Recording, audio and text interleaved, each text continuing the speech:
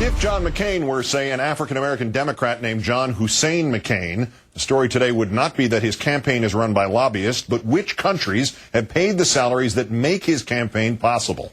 In our fourth story tonight, McCain has now purged at least 4 lobbyists, including foreign agents, from his campaign after their activities were publicly revealed. Topping the list, lead McCain fundraiser Tom Leffler, a registered foreign agent whose company made almost $15 million from Saudi Arabia and helped a European airplane maker get a Pentagon contract after McCain helped to kill a Boeing contract. Also gone, convention chief Doug Goodyear, a lobbyist who helped the Myanmar regime denounce American falsehoods, as he called them. Doug Davenport, a regional manager for McCain, is also gone. He also took that regime's money. And McCain energy policy advisor Eric Bergson, gone after we learned his works as a lobbyist for, surprisingly enough, energy companies. Today, McCain's top advisor, Charlie Black, called the uproar complete inside the Beltway nonsense. Black himself was a lobbyist up until this March. He did some of his lobbying by phone while literally on board the Straight Talk Express.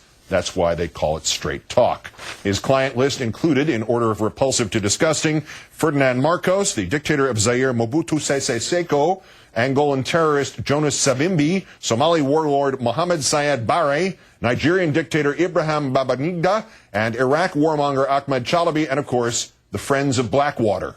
By the calculations of the government watchdog group Public Citizen, McCain only has 54 remaining lobbyists left in his campaign. Let us turn now to MSNBC political analyst Rachel Maddow, also host of her own program on weeknights on Air America Radio, and also not a paid lobbyist for anybody. Although I do like Amtrak. They don't pay me. I just like them. I'm in the tank for Amtrak. Okay. Thank you, Rachel. Thanks for stopping by. I also like George Clooney. It doesn't pay me. We have a very high threshold ethically here, so you're out. Yeah. If you're a Democrat running for president and a top fundraiser for you had $15 million in his company's coffers from Saudis after 9/11, wouldn't you no longer be the Democratic candidate? Wouldn't they be reconvening and saying, let's get some other guy in here? Even if you hadn't been a candidate who had made years' worth of political hay out of how separate you were from the special interests and how independent you were and how you were going to be the person who was really going to change the way that things were done in Washington, and that you were the one who was willing to stare down lobbyists so you could really get change, even if you didn't have that sort of political record of haymaking that John McCain has. You would think that those kinds of associations would have inspired a desire for house cleaning before it became apparent that that campaign was ready for prime time. You know?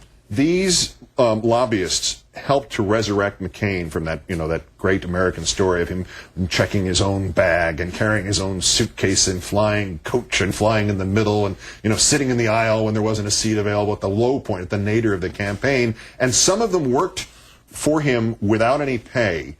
So now, 3 words occur to me here. Quid quo pro? Mm-hmm. Is that what we're dealing with? Well, I mean, if you compare that question to the manufactured political uproar over Barack Obama's suggestion that the American people would be served by having a government that would talk to and engage with our adversaries, compare that manufactured uproar to the idea that agents of foreign countries should run the campaign of a presidential nominee. That you would literally have the chief strategist for a major party's presidential nominee be on the payroll up until, 5 minutes ago, of Somali warlords, being paid by those dictators and by those types of interests to pursue their interests with the American government. Yeah, hi, I used to work for Ferdinand Marcos. Now I work for John McCain. Yeah. The astonishment with which the McCain camp greets news of these disasters and interest in it as if nobody could ever know or nobody would ever care.